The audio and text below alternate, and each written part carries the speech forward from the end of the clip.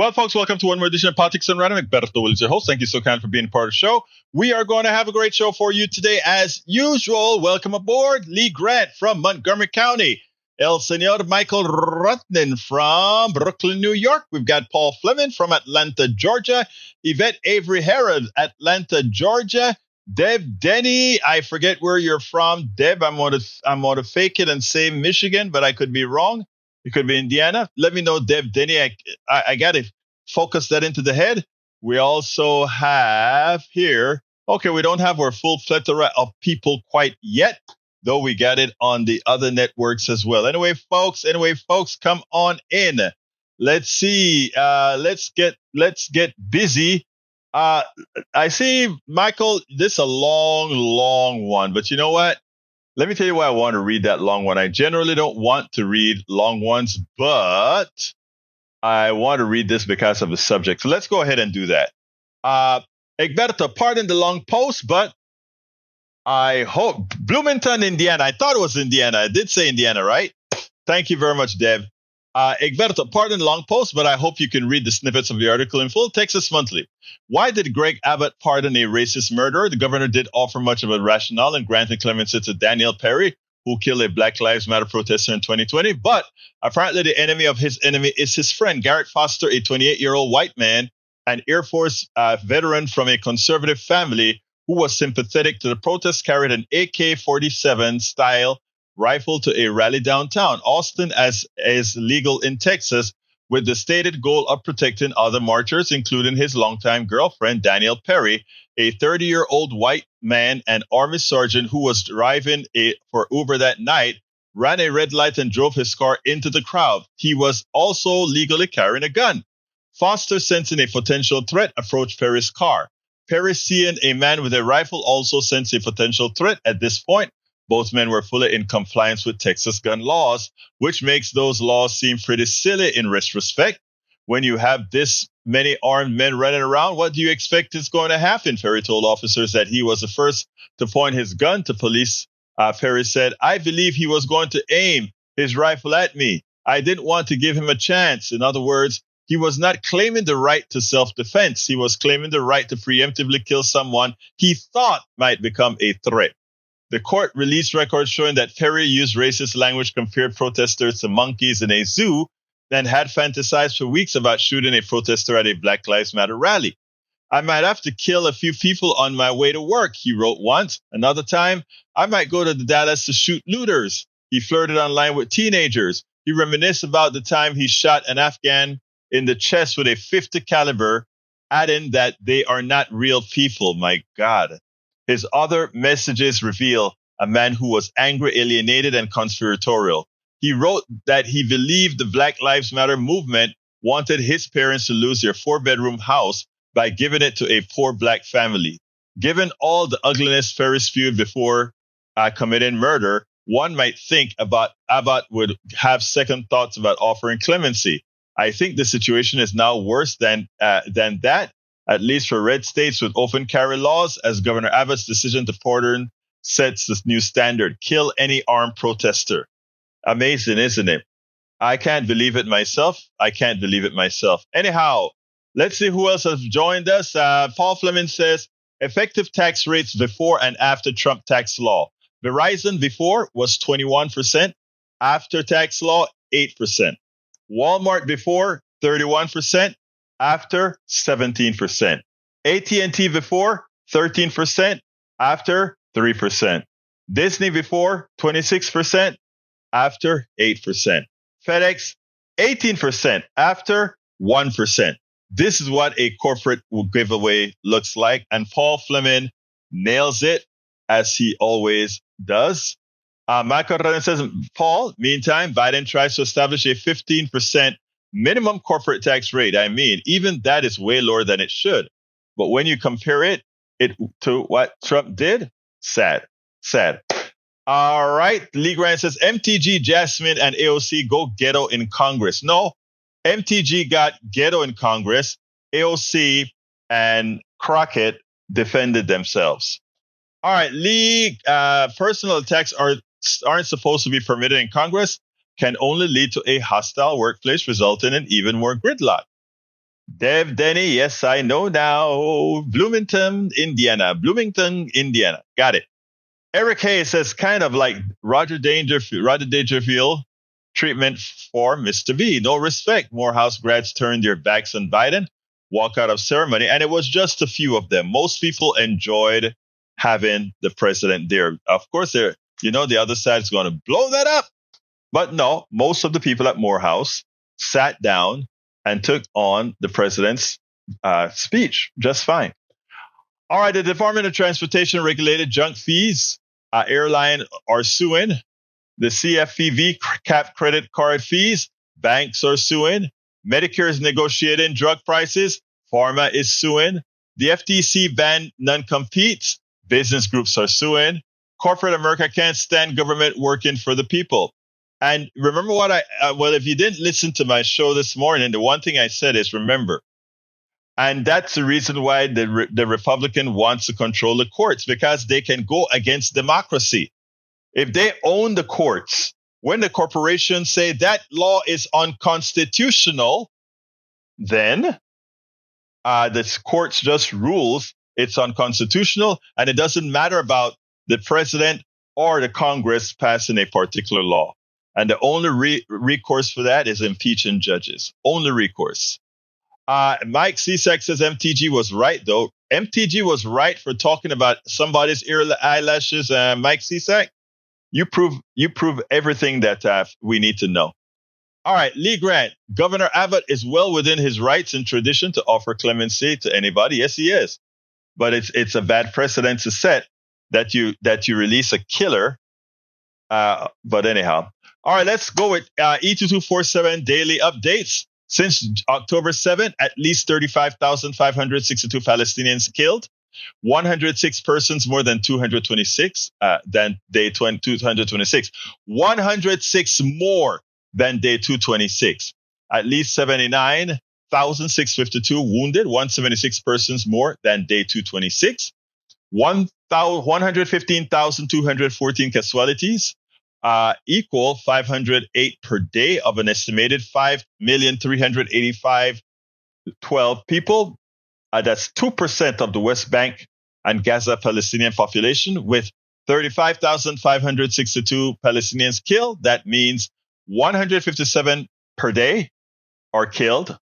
38% are kids and women. Michael Rades Egberto, thanks for reading out the long one.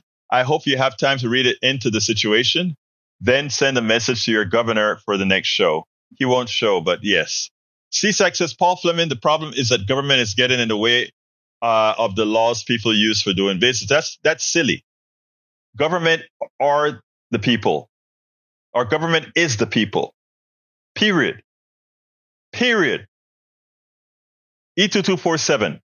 115,214 casualties, including whole and partial families of Christians who have residential roots in the Gazan area that go back to the time of Christ and John the Baptist. The Israel Defense Force, IDF, says 900,000 Palestinians have left Rafah. 300,000 to 400,000 Palestinians are left in Rafah. All right. Paul Fleming says a worker making $50,000 a year contributes to Social Security with 100% of their income. A CEO making $20 million a year contributes to Social Security with less than 1% of their income.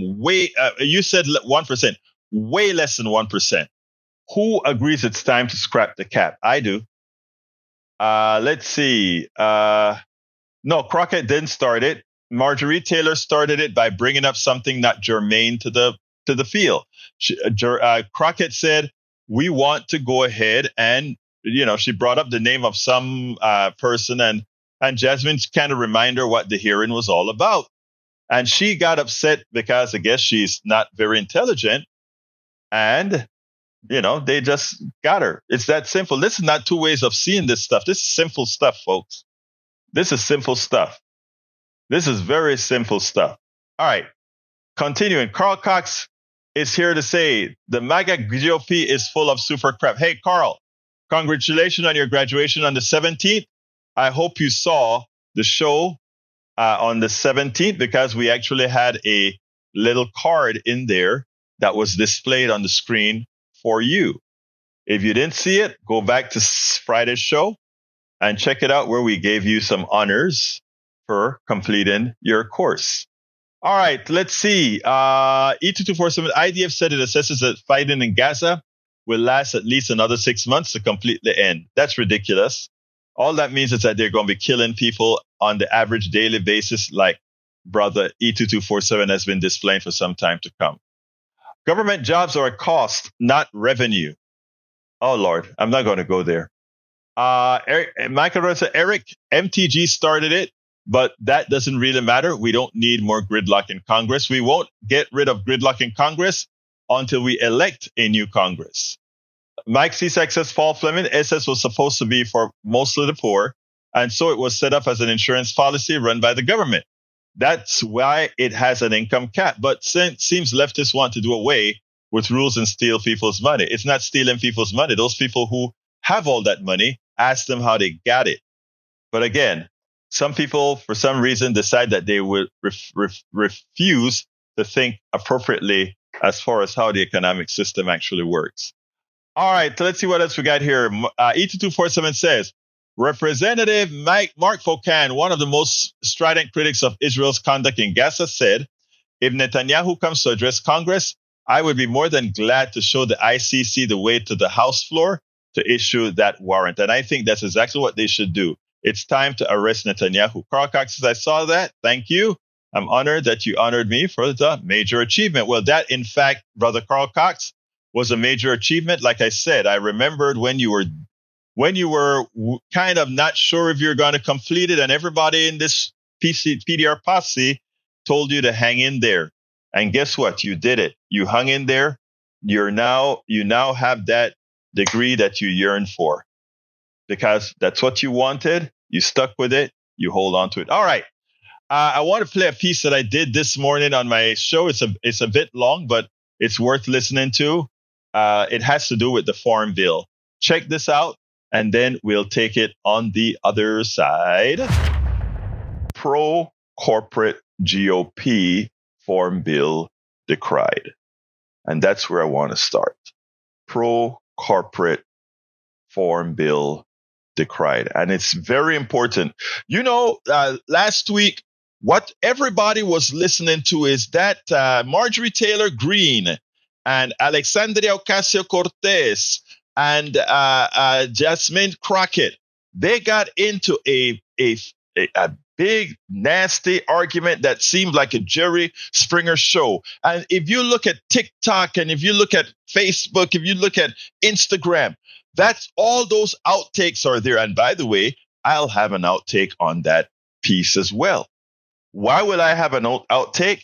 Because it is something essential to show, right? While everybody is hyperventilating about this cat fight, two women going at it, the most intelligent thing done on that stage was something by our Congresswoman, Jasmine Crockett, who used, look, I know, yes, she called the lady by a bad adjective, but she used the way she did it as to show the ineptitude of the chairman, to show the hypocrisy of the chairman.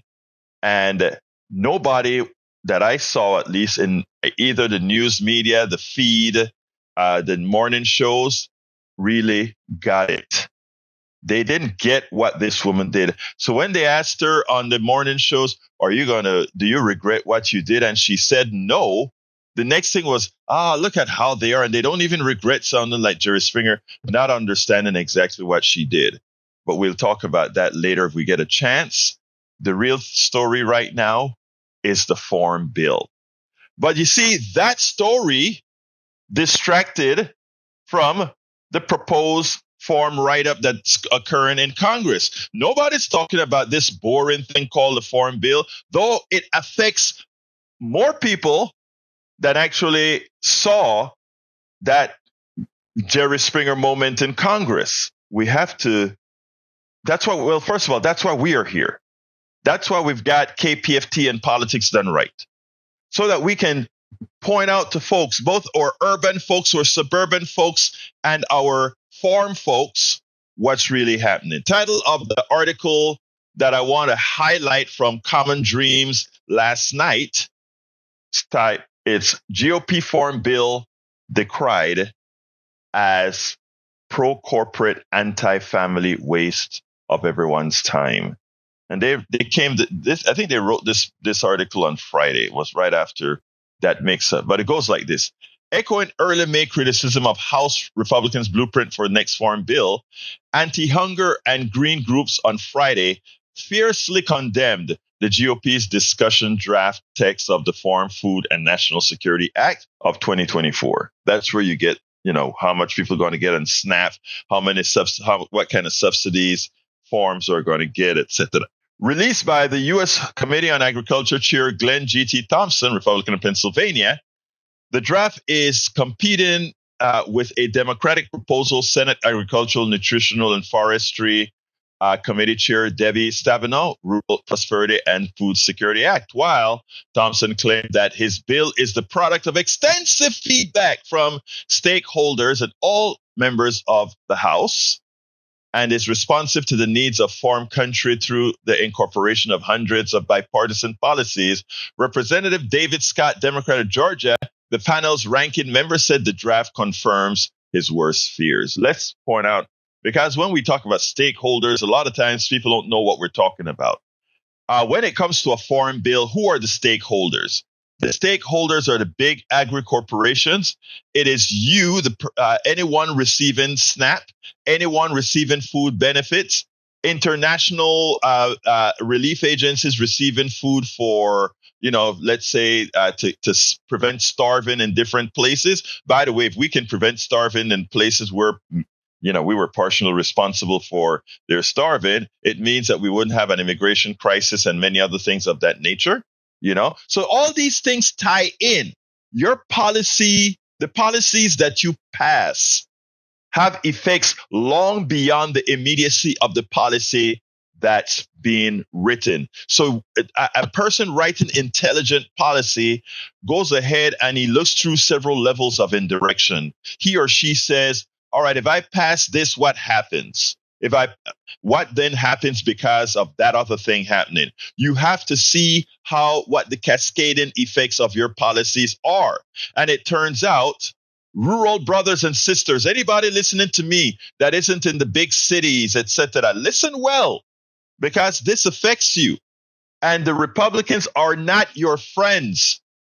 Remember, right here in Texas, they are doing what again? They're shutting down your hospitals with not accepting the Medicare expansion to the Affordable Care Act. Remember, they're shutting down your farms. And with this bill, we'll show you further. So as they speak about the conservative farmers supporting these Republican folks, remember who's taking money out of your pocket and food out of your mouth, and who are making sure that the monies that you get, the prices you get for your crops are lower than they should. How many farmers out there? Price of everything has gone up. The price of food, vegetables, everything is high. I would love if we were paying these high prices so that our farming brothers and sisters in rural America were making more money. If you were making that 30-something% or more that food prices has gone up over the last several years, if you were making the excess profits from that guy, I would kindly and happily say this is one place it's good for food prices to rise as our wages rise, because right now our wages are rising faster than inflation. So if that's the case, the inflation that I love is inflation that raised the prices of food, if that price is going towards getting a better way of life for our farmers, right? That's how it's supposed to work. Increase in food prices should mean an increase in wages for farmers, right? That's what it should mean. For people who are picking the fruit, for people who are growing the fruit, for people who invest in it. And that's what something like a budget, that what we're talking about here, the Farm Bill, that's what they're supposed to do. But señores, mis amigos y mis amigas, that's not what's happening. All right. House Republicans plan to pay for the Farm Bill by taking food out of the mouths of Americans' hungry children, restricting farmers from receiving the climate smart conservation funding they so desperately need, and barring the USDA from providing financial assistance to farmers in times of crisis, he warned, referring to the U.S. Department of Agriculture. Now, here's the deal. Our corporations, specifically, oil corporations, don't want anything done about green energy. They don't want to produce green energy. They don't, because digging up for oil and coal out of the ground is cheap. So their profit margin is huge. Green energy, until it's ramped up very well, it's not going to be there. So we continue to burn oil. We continue to burn all these things that create climate change. And in the process of creating climate change, you get more derechos, like we got here in Houston, that knocked out power for a whole lot of people. A lot of people are still without power. It causes damage. It causes hurricanes. It causes damaging winds that go through the crop of our breadbasket, and knocks down a large percentage of our brothers and sister farmers' crops. And in the process of still subsidizing these companies that damage our environment, and now removing subsidies from farmers, which would help during disasters like the derechos and the other problems that are created by our burning of fossil fuels, we are still subsidizing these companies as we go ahead and cut our farmers. And farmers, you're still voting Republican? You're still voting to support your demise? If you think this is some sort of a fluke, I'm going to jump from this article to another article. And this one is old, because this tells you the way of thinking. This one goes to the U.S. Agricultural Secretary, October 2nd, 2019, under former President Trump. The Trump administration message to small farmers: go big or go home. Sonny Perdue, President Trump's agricultural secretary, said Tuesday during a stop in Wisconsin that he doesn't know if the family dairy farm can survive as the industry moves toward a factory model. And you know that factory model, what happens to it? It's subsidized by your government, our tax dollars. In America, the big get bigger and the small go out, Perdue said, after an appearance of the World Dairy Expo in Madison. I don't think in America for any small business, we have a guaranteed income or guaranteed profitability. No, we don't. Perdue's visit comes as Wisconsin dairy farmers are wrestling with a host of problems, including declining milk prices, rising suicide rates, and the transition to larger farms with hundreds of thousands of animals, and Mr. Trump's international trade wars. Let me tell you what the trade war did. The trade war told the milk farmer, because here's the deal. I already told you, we put in tariffs on China is the worst thing. When Trump did it, I decried it. And brother Biden is doing it now, and I'm decrying it. Let's give an example here. You put those tariffs on China, China gets pissed off. Just like we supposedly get pissed off because they are dumping steel here. What China said is, okay, you want to put tariffs on the steel? We'll simply stop buying milk. So my rural brothers and sisters, when those tariffs went on that Trump put on China, you know who paid the price? Every American paid more for products, but farmers could no longer sell milk. 43% decline in your milk. Okay? And what happens then is we went ahead and hear the people say, well, guess what?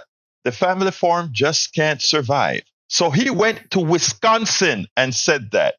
It behooves me how poor Democrats in Wisconsin were in campaigning appropriately to show what's happening with GOP policy that specifically hurt GOP and other supporters. We got to get better than that. We got to get smarter than that. So again, you have the agricultural secretary for Trump telling small farmers, hey guys, There's no room for you guys anymore. We can't. The trend is to get the bigger, not smaller. So the person who wants to have a small family farm and still play a part. And by the way, small family farms are the way to go. It is not more efficient than large farms because large farms take advantage with their size, but it's more sustainable. And why is it sustainable? Remember when we had the baby food crisis, when you concentrate into one factory, one owner, etc., when that one thing has a problem, it affects the entire system. When we have a whole hundreds of thousands of family farms and family cattling and family, all these things, we spread risk. What is supposed to be capitalism? The efficient allocation of resources. But guess what? The efficient allocation of resources can actually cause your demise. Yeah, big, huge factories are more expensive than running a whole lot of small factories, but it's very, very dangerous. So the Farm Bill continuing with the Farm Bill. Leaders at advocacy groups on Friday similarly slammed the Republican bill. T.Y. Jones, Cox Vice President for Food Assistance at the Center on Budget and Policy Priorities, reiterated her previous condemnation of GOP attempts to cut the benefits of hungry families, saying that this is unacceptable. Congress should reject it.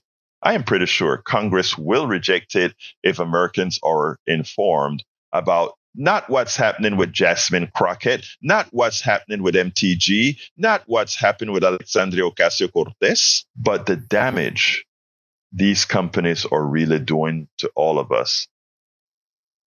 I bet most of you had no clue this disaster was occurring in Congress as we watch the spectacle, as we watch a spectacle of a Trump trial, as we watch the spectacle of Marjorie Greene Taylor, or Marjorie Taylor Greene, MTG, Marjorie Taylor Greene. But these are things as they keep us entertained. You know, there's this stuff called bread and circus. There's this thing. I was a member of the group called Move to Amend as a board member, and we went around the country and we had all these activities to try to make people aware of what's occurring. We were trying to get this past the 28th Amendment, which says corporations are not people and money is not speech. And to do that, we figured we have to educate the population as to how their government works. Civics isn't taught in school hardly anymore. And there was this skit that one of our Utah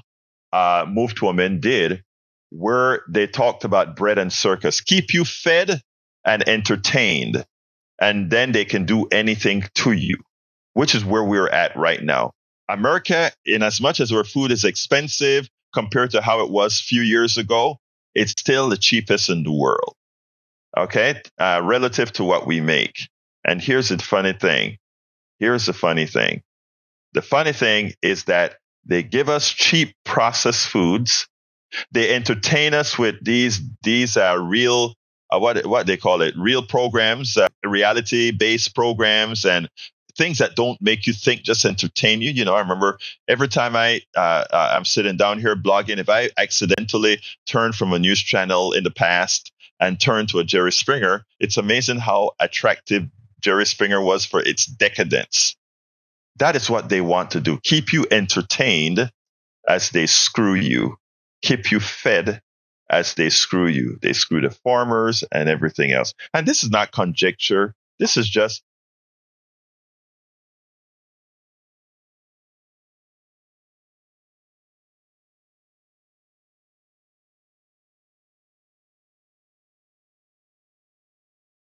conjecture. All right. Now it's working. All right. It's not conjecture, folks. This stuff goes to sleep every so often. Anyway, so that was an important segment I did this morning at KPFT, and I figured I better play it here because I want folks to understand that all of these things are smoke and mirrors, and we have to get with the program. Anyway, folks, let me get back to reading. Let me save that off. Let me get back to reading what you guys are posting here. Bear with me as I move the screen Been doing some editing as you spoke. Okay, there we go. I'm scrolling up because the scroll has really, really gone to see what you guys have been saying. Going down, tariff away. Eric Hayes doesn't understand tariffs. So he says tariffs away, not understanding what it really does. But again, you can take the horse to the water, but you can't force a horse to drink, right? Anyway, Paul Fleming says, when the number of bedrooms in a home keeps parents from getting their kids back, these kids just sit in foster care and one family law attorney because mom and dad are working at Subway and can't afford a 4-bedroom house. Sad, right? Earlier, you brought out how much tax breaks these companies got. Even though the slave wages they pay, many of their employees are on welfare, food programs that we all pay for. So in effect, we are transferring our monies to rich people. And some people are happy with that. They're happy with that. All right. Let's see what else we got here. I'm scrolling down. We got, bear with me as I scroll. Carl Cox says, CSAC is wrong again. Conservatives think rape is God's will and don't want to punish. That's a sad statement, isn't it? Let's see what else we got here. Senator Tammy Duckworth should be in the lead of telling Biden to stand down from enabling genocide, but she ain't. She needs to. I agree with you. All right. We also have, let's see. I'm scrolling down. Netanyahu told Israeli lawmakers we all need to stand united against the United States position that we shouldn't go into Rafah. That's a joke. Smoke and progressive mirrors. PDR posse and Biden should review and implement lessons in POTUS Kennedy's American University Peace Speech, 10 June 23. Its lessons are timeless. Thank you for pointing that out, E2247. All right. Mike Cisak, this is funny, says, it's so bad in blue cities, they've stopped recording crimes in large part, so it looks like crime is going down. Yet blue cities are hollowing out. Just look at San Francisco, which is near bankruptcy. Notice, when the numbers finally come out to show that, in fact, crime rates are going down, the right wing, their head starts to explode because the narrative that they want to push is no longer there. So what's the answer? To say, oh, they stopped counting crimes. I don't think so. I just think y'all are happy to be lied to. And when the numbers show that you've been lied to, you can't accept it.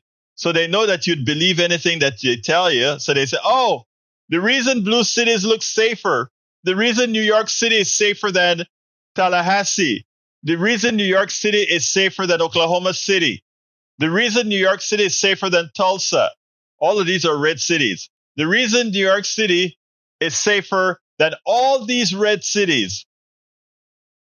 Let me tell you a secret. They're not counting their crimes. Come on, Mike Cisak, grow up. No, it's because of several reasons. One, the wild, wild west in the red where everybody and their mother has a gun, and you give people the opportunity to kill. Some people, especially that are mentally disturbed, are going to do just that. All right? Just remember that. Period. Punto y final. All right, let's go to the second video. I love this one. This one is the one that we've been talking about. Egberto, Mike C. regurgitates crap from the evidence-free zone that is his social media bubble. He's ranting away, probably red-faced right now. Of course, because the lies that they've been told is falling apart. And that's the reason I'm talking about a landslide, Michael Rudnin, because we have to make the lies that's been told to guys like CSAC come tumbling down. It's not going to change CSAC. It's not going to change Eric Hayes. They have a certain prejudice that wants them to believe these things because it blows up their entire something hood.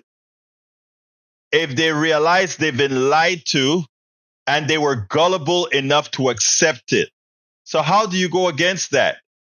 Again, so they have to, they forget their thinking process. They forget math. They forget logical thinking.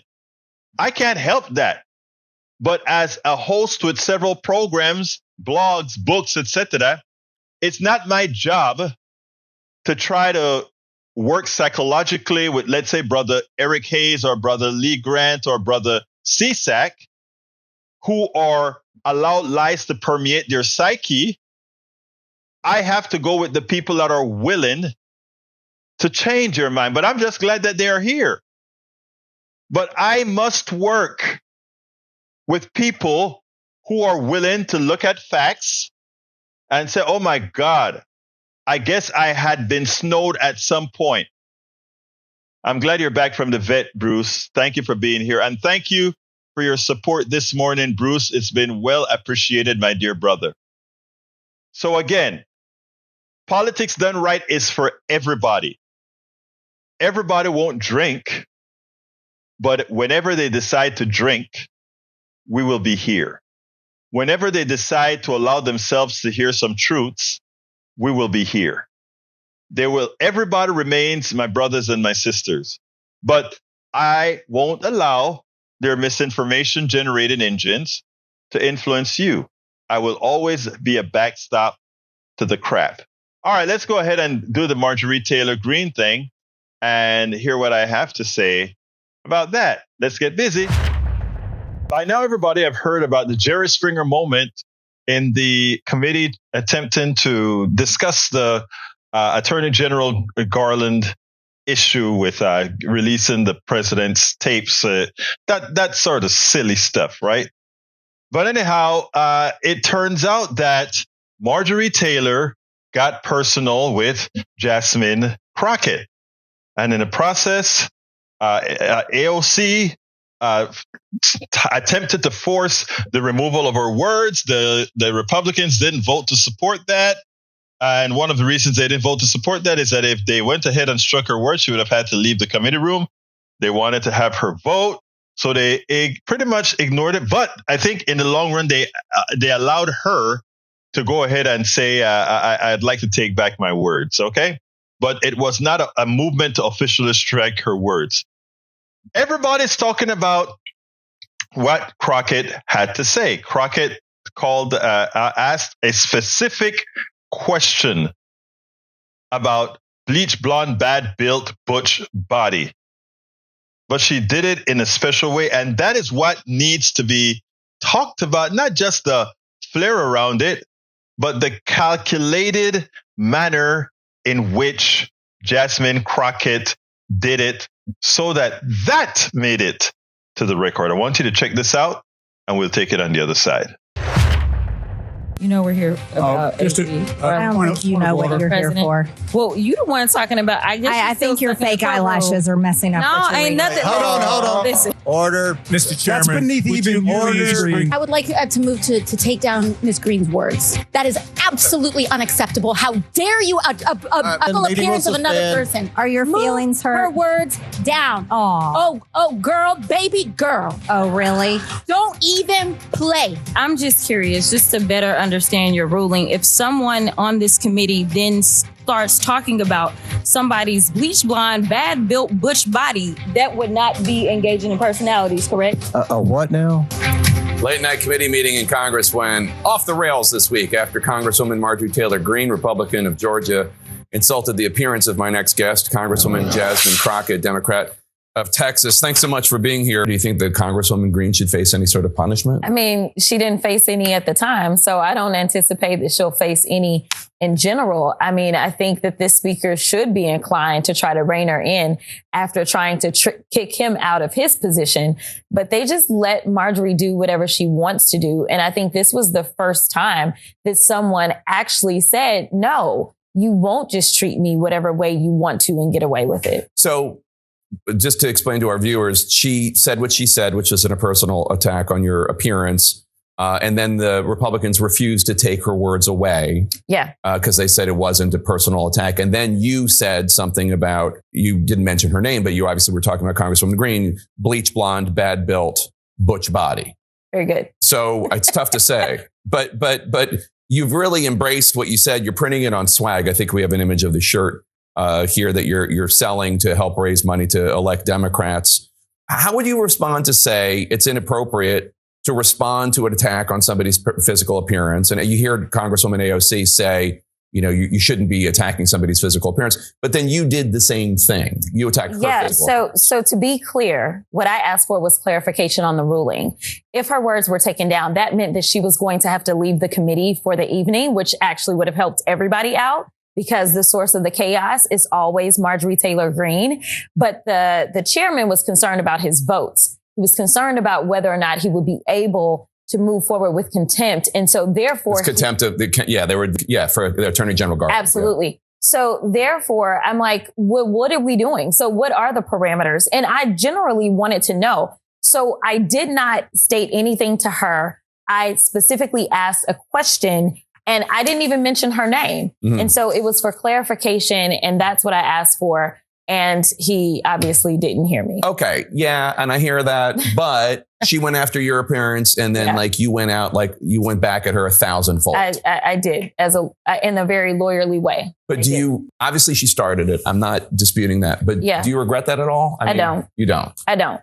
Because here's the thing. I signed up to be a member of Congress. That didn't mean that I was supposed to walk into a position where I'm going to walk in and be disrespected. It's already a hostile work environment being there. And we do have rules. The problem with MAGA is that MAGA does not respect rules, nor do they respect the law. That is exactly why they're all running up to Trump's trial, because he's in trouble, not because of some big conspiracy by the Biden administration. He's in trouble because he fails to respect the law. The reason that the Supreme Court right now is debating whether or not Trump can commit crimes or any president can commit crimes and then be let off is because they have no respect for law. The party of law and order is gone at this point in time.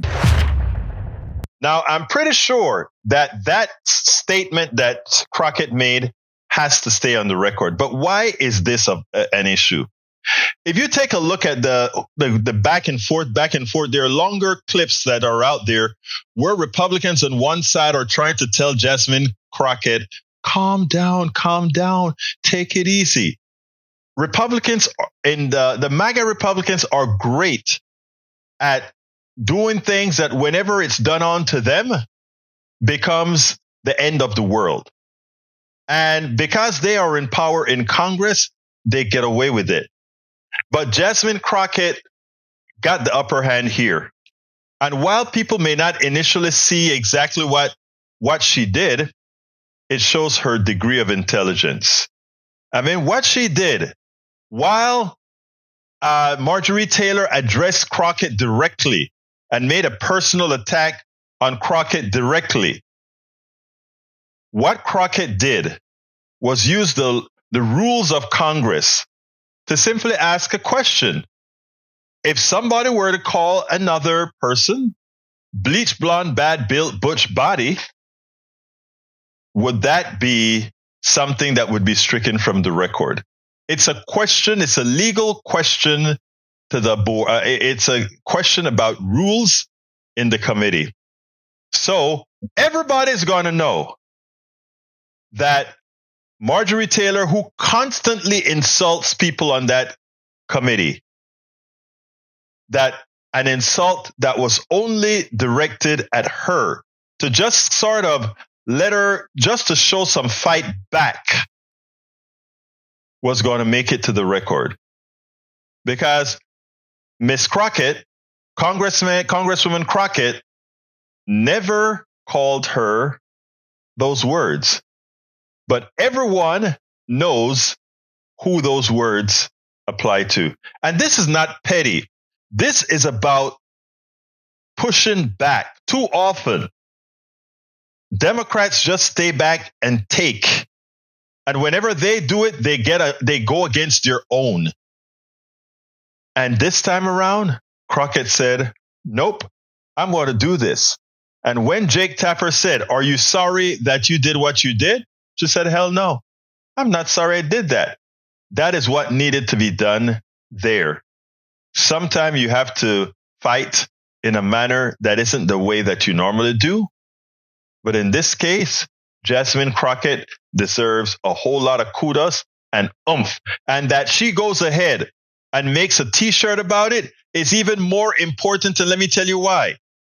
Because the MAGA Republicans have become a soundbite system. In order to make a point, they go on Congress, say something that they know is going to be explosive, then turn it into marketing material. And Democrats rarely do something of that sort. It's good now that Crockett and others say we'll fight fire with fire. May not be pretty, but we are not going to cede anything to you. We spend a lot of time deconstructing the news, trying to parse it into a form that everybody can understand. We try to find those little nitpicks where it flies above the fray, etc. If you really like these videos that we do, I want to ask a big favor. Please go ahead. Number 1, subscribe to our channel. And number 2, please join if you can. Thank you so kindly for watching. Keep watching. Please remember to share. We must populate the entire internet with our progressive message, a message that we know is what most Americans say that they want. So help us, please join. By now, everybody, and you know what, folks, we are winning. Don't be scared by the polls. I am speaking to people all over this country, and I can tell you something. For the people that are going to go out there and vote, for the people that care about humanity, for the people that care about learning, all of these things, ultimately, we are winning. The media likes a fight. The media likes to have confrontation. But for the people that matter, things are changing. Remember that. Things are, in fact, changing. E2247 says, Jasmine Crockett, Texas 30, sits on the Agriculture and Oversight and Accountability. She's legislatively alert and she's courageous. Plus, she is wonderful. I've interviewed her 3 times. If you go to politicsandright.com and put her name in there, you can find the interviews that I've done with her. About 3 or 4 times I've interviewed her. I'm trying to get one. In fact, I think let me see if she texted back. I've been trying to get her, but, you know, I am just a small news organization, so it's harder for them to break their schedule for Politics Done Right. But hey, maybe let's see if she answered me yet. No, I don't have an answer yet, but I'm hoping that to get her in. She haven't even read it yet, so maybe they're kind of monitoring her stuff. You know how that goes sometimes. But anyway, folks, we are at 53. Which is near the end of the program. So let's go ahead and start doing my ask. I donated to her run for the House and doing it again. That's a good thing. She is a progressive fighter. She goes out there and fights. She doesn't sit back like a bunch of the other weenies and just take it. I was so impressed with how she went toe to toe. Both her, I like the young ones. Maxwell from Florida, Lee Summers from Summer Lee from Pennsylvania, Philadelphia, AOC from New York. What's her name? Bush from Missouri. Maxwell from Florida, and there's another one. There's another young person. I'm so impressed with the young ones. Of course, you know I really like Ilhan Omar from Minnesota and Rashida Tlaib from Michigan. That's our future. Katie Porter, but she's no longer there because she went with she didn't win in the Senate. But we have a lot of young Congress people that are not taking the crap as others have before. Cori Bush, that's who I was talking about from Missouri. And there are some other state ones that I've interviewed. Kabila from Georgia, quite a few young people coming up. And these are the ones who represent our future. That is what That's the type of policies that that's going to take America to the next level, as opposed to a plutocracy that is ripping us off, a plutocracy that's making us all poor. They are the ones that are going to grab the bull by the horn. Anyway, folks, please support the program. How can you do that? The first way that you can do it is to please become a first of all, you can find all the ways to assist our program by going to politicsdoneright.com/support, politicsdoneright.com/support. We need patrons, so you can become a patron by going to politicsdoneright.com/patron. Patron is spelled Patreon, politicsdoneright.com/Patreon. You can also get our books. We have several books. I'm going to put those on the screen right now. To get our books, I'll tell you a little bit about the books in a minute, but please consider getting our one or more of our many books. You can get all our books at politicsdoneright.com/books, politicsdoneright.com/books. But here is what I am asking everybody. By the way, if you want to see all the work that we do, you can go to politicsdoneright.com/info, politicsdoneright.com. That connects you to all our social media platforms, all our access to all our books. I made that page to present the entire picture of what Politics Done Right does in one place. So you can find about our books, our stores, our links, our social media, everything in one place. Thank you very much, Michael. He says, I hope you talk about the Iran helicopter crash and Governor Abbott tomorrow. We'll see what I can do depending on what the subjects are. And likewise, what I'd like everybody to do, however, I send out a newsletter at least once a day for our morning program, but sometimes I include blogs later on in the day. Please consider being a paid subscriber of our newsletter by going to politicsdoneright.com/newsletter. I put it in the chat, politicsdoneright.com/newsletter. And if you become a paid subscriber, it's like, a coffee, right? Consider doing that. That is how we can continue to do what we do here. This is how we can continue to do what we do. politicsdoneright.com/newsletter. Anyway, got to get out of here. My name is Egberto Willies. This is Politics Done Right. And you guys know how I end this baby. I am what? Out. We spend a lot of time deconstructing the news, trying to parse it into a form that everybody can understand. We try to find those little nitpicks where it flies above the fray, etc. If you really like these videos that we do, I want to ask a big favor. Please go ahead. Number 1, subscribe to our channel. And number 2, please join if you can. Thank you so kindly for watching. Keep watching. Please remember to share. We must populate the entire internet with our progressive message, a message that we know is what most Americans say that they want. So help us, please join.